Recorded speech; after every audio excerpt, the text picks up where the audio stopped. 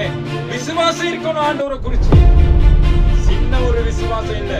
நான் மறித்தாலும் பிழைத்தாலும் நாங்க ஆண்டவருக்குன்னு மறிக்கிற ஜாதியா இருக்கணும். போங்க பாஸ்டர், நான் ஆபரேஷன் கத்தி எடுத்தாலே ஏன் கதை முடிஞ்சிரும் அப்படிங்கிற மத்தையில இருக்காதீங்க. நான் இன்னைக்கு வந்து சின்ன ஒரு யூடியூப்ல லிங்க் ஒன்று போட்டுட்டு போனேன் உங்களுக்கு, சீக்கிரட்டான ஆசீர்வாதம். அந்த ஆசீர்வாதம் இன்னைக்கு என்னை விட்டு ஊழியத்தை பிரான்ஸ் மட்டும் கொண்டு போயிருக்கு. கர்த்தருக்கு நான் நன்றி செலுத்துறேன். ஏன்னா இன்னைக்கு வந்து ஆண்டவரே நீ இன்னைக்கு தான் முதல் ஒரு சின்ன ஜெப கூட்டம் ஒன்று செஞ்சோம்.